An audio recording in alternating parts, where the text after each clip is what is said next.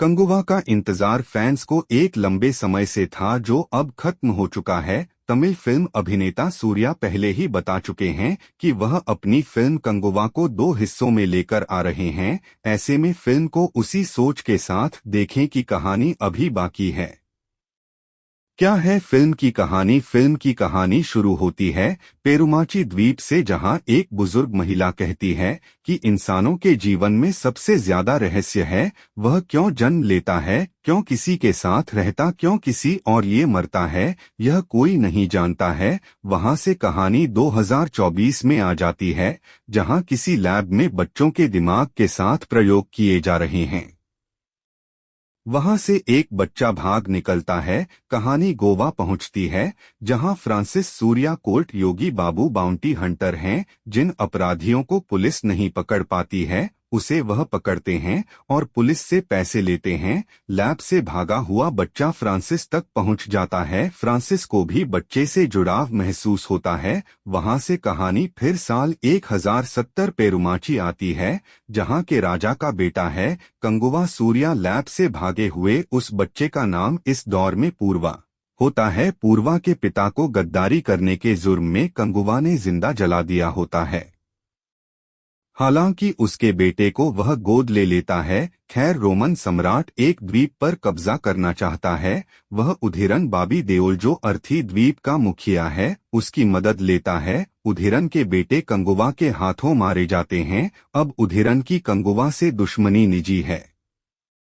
Film का background music कर देगा कानों को सुनना। निर्देशक शिवा ने ही फिल्म की कहानी लिखी है। उनका विजन बड़ा है लेकिन स्पष्ट नहीं। जब कंगुवा और उधिरन की लड़ाई दिखानी थी, पुनर्जन्म का एंगल रखना था, तो रोमन सम्राट का एंगल ही बेईमानी हो जाता है। कहानी को इतना फैलाने की बजाय सीधे पटरी पर लाते तो न इतने पात्रों के नाम याद रखने होते, न फिल्म की अवधि बढ़ती। सूर्या ने कहा था कि फिल्म अंत में कई सवाल छोड़ेगी क्योंकि दूसरा पार्ट भी आएगा।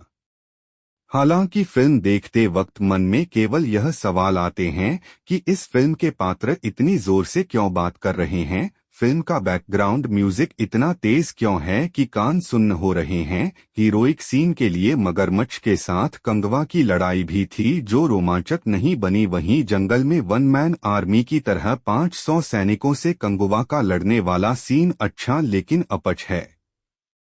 अचानक से पेरुमाची की महिलाओं का आत्मरक्षा के लिए लड़ने वाला सीन समझ नहीं आता है। फिल्म के विजुअल इफेक्ट, सिनेमेटोग्राफी और एक्शन सीन की बात की जाए तो ये सब दमदार है, इसलिए 2.5 घंटे से ज्यादा की फिल्म झेल पाते हैं। जैसे ही पिता और पुत्र से थोड़ा सा भावनात्मक कनेक्ट होता है, तब तक फिल्म ही खत्म हो जाती है। लैब वाला पूरा प्रयोग समझ से परे था। शायद दूसरे पार्ट में जवाब मिले। क्लाइमेक्स में उधिरन के नाजायज बेटे रक्तांगसन कैथी की एंट्री दमदार है।